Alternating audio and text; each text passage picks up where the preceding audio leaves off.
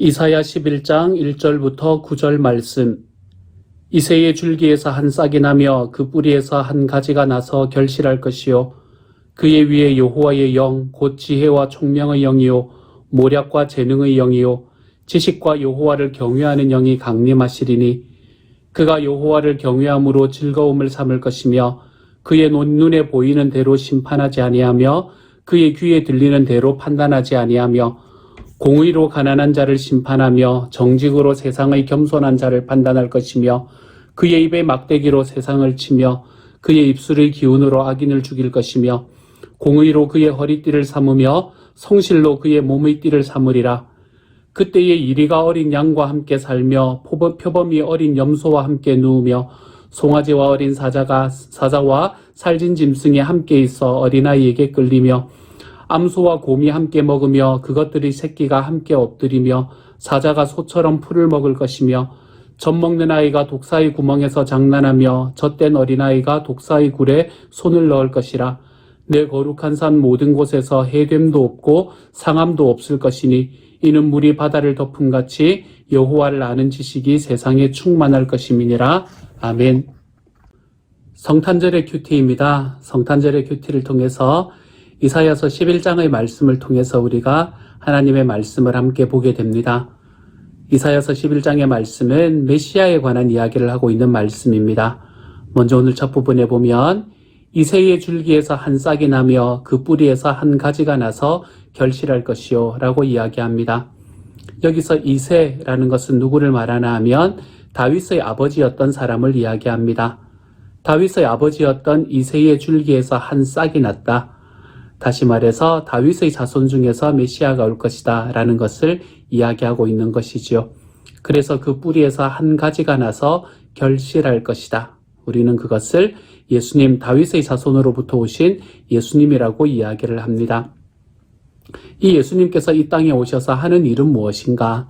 그분은 먼저 지혜로운 분이다 라는 것을 이야기를 하고 있습니다. 지혜롭다라는 것을 2절에서 그의 위에 여호와의 영, 곧 지혜와 총명의 영이요 모략과 재능의 영이요 지식과 여호와를 경외하는 영이 강림하시리니 라고 이야기합니다. 예수님을 이야기할 때, 메시아를 이야기할 때 가장 먼저 메시아는 지혜로운 분이다 라는 걸 이야기하지요. 지혜롭다는 것은 무엇을 말하는가? 오늘 말씀에서는 보이는 대로 판단하고 보이는 대로 결단하는 것이 아니다 라는 것을 이야기해 주고 있습니다. 오늘의 말씀 3절에서 이야기하는 게 그거죠. 그가 여호와를 경외함으로 즐거움을 삼을 것이며 그의 눈에 보이는 대로 심판하지 아니하며 그의 귀에 들리는 대로 판단하지 아니하며. 예수님께서, 메시아이신 예수님께서 가지고 계시는 지혜는 무언가 하면 보이는 대로 판단하는 것이 아니고 들리는 대로 판단하는 것이 아니다 라는 것을 말합니다. 보이고 들리는 대로 판단하는 것이 아니고 어떻게 판단하는가? 오늘 4절에서는 공의로 가난한 자를 심판하며 정직으로 세상의 겸손한 자를 판단하고 그리고 그의 입에 막대기로 세상을 치고 그의 입술의 기운으로 악인을 죽인다. 그리고는 공의로 그의 허리띠를 삼으며 성실로 그의 몸의 띠를 삼는다 라고 이야기하죠. 여기서 계속해서 나오는 단어가 있지 않습니까? 그렇죠? 예수님께서는 이 땅에 오셔서 어떻게 지혜로 이 땅을 판단하시는가? 주님께서는 그가 보는 것으로 듣는 것으로 판단하는 것이 아니라 공의와 정직과 성실로 이 땅의 것을 판단하신다라고 이야기합니다. 공의와 정직과 성실. 우리는 이것들을 무엇이라고 이야기할 수 있냐면 하나님의 말씀이라고 이야기해도 큰 문제가 없습니다. 예수님께서는 이 땅에서 하나님의 말씀에 의거해서 이 땅에 있는 것들을 판단한다라고 이야기하는 것이지요. 판단의 근거가 내가 보는 것, 내가 듣는 것에 있는 것이 아니라 하나님의 말씀이다. 이것을 우리 예수님께서는 이 땅에 오셔서 행하신 바로 그 일입니다.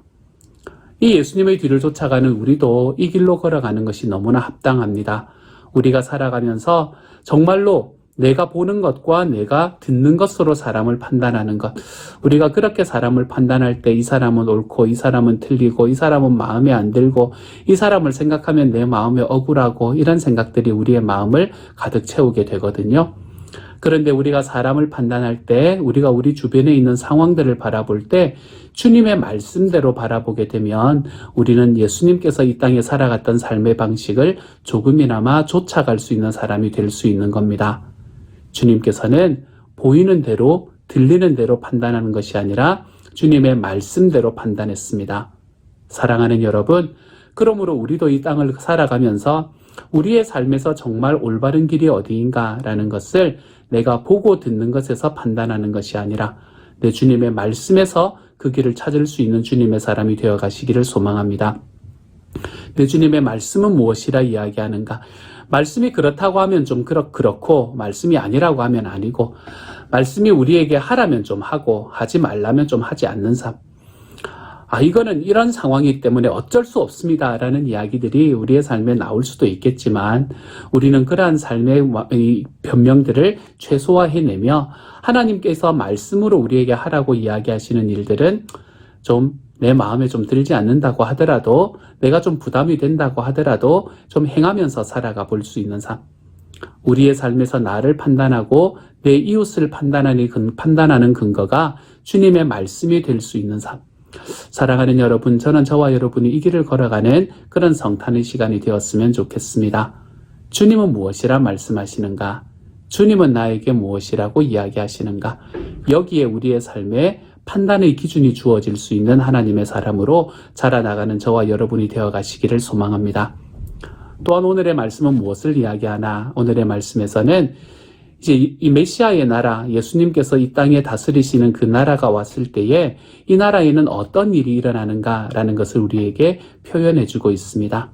하나님 나라, 메시아의 나라에서 일어나는 일들, 그리고 그것에서 일어나는 일들을 한마디로 표현하면 평화의 일이 일어난다라고 이야기할 수 있어요. 오늘의 말씀에서는 그것을 여러 가지로 돌려서 말하고 있습니다. 이리와 어린 양과 함께 살고 표범이 어린 염소와 함께 눕고 송아지와 어린 사자와 살진 짐승이 함께 있어 어린아이에게 끌리고 암소와 곰이 함께 먹고 그것들이 새끼가 함께 엎드리고 사자가 소처럼 풀을 먹고 젖 먹는 아이가 독사의 구멍에서 장난하고 젖된 어린아이가 독사의 굴에 손을 넣고 그래서 내 거룩한 산 모든 곳에서는 해됨도 없고 상함도 없을 것이니 이는 물이 바다를 덮음같이 여호와를 아는 지식이 세상에 충만할 것입니다. 이렇게 이야기하는 말씀이지요. 하나님의 나라에서는 무엇이 일어난다 그랬습니까? 하나님의 나라에서는 평화가 일어나는 곳이다 라고 말합니다. 여기서 말하는 게 다 평화로운 삶을 이야기하는 거죠. 그렇죠? 굉장히 목가적인 풍경을 이야기하잖아요. 이 목가적인 풍경 속에서 우리에게 평화의 길을 보여주고 있는 게 바로 이 말씀입니다. 하나님께서는 우리가 우리 주님과 함께 걸어가는 삶 속에서 메시아의 나라, 예수님의 나라, 하나님의 나라를 이 땅에 이루어 갈 때 우리에게 평화를 이루며 살아가는 사람이 되어라 라고 말씀하시는 것 같아요. 사람을 찌르는 사람과 그리고 그것에 찔리는 사람이 함께 눕고 여러분 우리의 마음에 다른 사람 때문에 받는 억울한 마음이 있지 않습니까? 그렇죠? 그 억울함으로 인해서 사람에 대해서 정말 믿지 못하고 그 사람을 향해서 날선 반응을 하던 사람들이 이제는 이 평화로움 안에서 함께 눕고 함께 어린아이의 손에 끌리게 되는 그런 하나님의 나라는 평화의 나라다라고 이야기합니다. 사랑하는 여러분, 여러분이 살아가는 삶은 평화의 나라를 이루어가는 삶을 살고 계십니까? 가족 안에서, 목장 안에서, 교회 안에서는 우리가 자존심 때문에 서로 싸우는 일이 없었으면 좋겠습니다. 내가 더 잘났고, 내가 너보다 더 높고, 너는 나한테 어떻게 그럴 수가 있냐고, 우리가 그렇게 이야기하며 살아가는 삶을 우리 삶 속에서 좀 내려놓았으면 좋겠습니다. 우리가 우리 이웃과 함께 평화하는 삶, 우리 이웃과 함께 평화로움으로 들어갈 수 있는 삶. 사랑하는 여러분, 저는 저와 여러분이 오늘 우리의 관계가 이 평화 안에서 새롭게 세워지는 그런 이번 성탄이 되어갔으면 좋겠습니다. 주님께서는 이 땅에 오셔서 저와 여러분을 향해서 하나님과 저와 여러분 사이에 이 화평을 전하러 오셨다라고 이야기합니다. 주님께서는 이 땅에 칼을 던지러 오신 것이 아니고 평화를 주러 오셨습니다. 물론 그 평화를 이루기 위해서 어떨 때는 칼이 필요할 때도 있습니다. 그렇지만 그 결국에는 주님은 우리에게 화평을 주려고 평화를 주려고 이 땅에 오신 분이 바로 우리 예수님이라는 것이죠. 그러므로 사랑하는 여러분, 주님 안에서 평화로움으로 걸어갈 수 있는 저와 여러분이 되었으면 좋겠습니다. 우리의 삶에서 평화가 이루어지지 않는 사람이 있습니까? 우리가 다시 한번 생각하고 그이들을 향해서 다시 한번 기도해 볼 수 있는 자리로 걸어갔으면 좋겠습니다.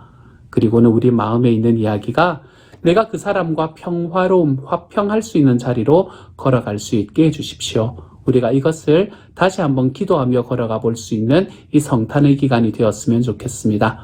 그래서 성탄의 기간은, 이번 올해의 성탄의 기간은 나와 함께 살아가는 사람들과의 관계 속에서 정말로 어쩔 수 없어서 우리의 삶이 이 관계가 무너져 있던 사람들과의 관계가 하나님 앞에서 좀 회복되어 가는 삶, 저는 저와 여러분의 삶이 그 길로 걸어가 볼 수 있는 하나님의 사람이 되어 가시기를 소망합니다. 하나님의 나라는 평화의 나라입니다. 하나님의 나라는 화평의 나라예요. 오늘 우리의 가정이, 우리의 목장이, 우리의 교회가 우리 하나님께서 주시는 이 평화와 화평 속에서 다시 한번 다져져 볼 수 있는 하나님의 사람이 되어 가시기를 소망합니다. 그러기 위해서 내가 먼저 손 내밀고, 그러기 위해서 내가 먼저 기도하고, 그러기 위해서 내가 먼저 하나님 앞에 무릎 꿇을 수 있는 하나님의 사람, 저는 저와 여러분이 그러한 길로 걸어가는 이번 성탄의 시간이 될 수 있기를 우리 주님의 이름으로 축복합니다. 함께 한번 기도합니다. 사랑하는 하나님, 감사합니다. 주님께서 우리에게 오셔서 그 마음에 있는 생각과 감정이 아니라 하나님의 말씀으로 세상을 판단하고 사람을 판단하는 자리에 오는 그 예수님의 모습을 보게 해주셔서 감사하고, 또한 이 땅에 오셔서 정말 하나님의 화평과 평화 안으로 우리를 이끌어 가시는 주님의 나라의 모습을 볼 수 있게 해주셔서 감사합니다. 오늘 하루 살아갈 때 이 평화의 길로 걸어가 볼 수 있는 하나님의 사람이 되게 하여 주옵소서. 화평하는 길로 걸어가는 저희가 되게 하여 주옵소서. 그래서 우리의 가족 안에서, 우리의 목장 안에서, 교회 안에서 이 평화와 화평의 이야기가 좀 더 나타날 수 있는 그런 저희가 될 수 있게 하여 주시고, 이 땅에 이 평화가 없는 나라들, 그러한 자리들을 위해서 우리가 기도하고 중보할 수 있는 사람들이 되도록 아버지께서 도우시고 함께 하여 주옵소서. 모든 말씀 우리 주님 예수님 이름으로 기도드립니다. 아멘.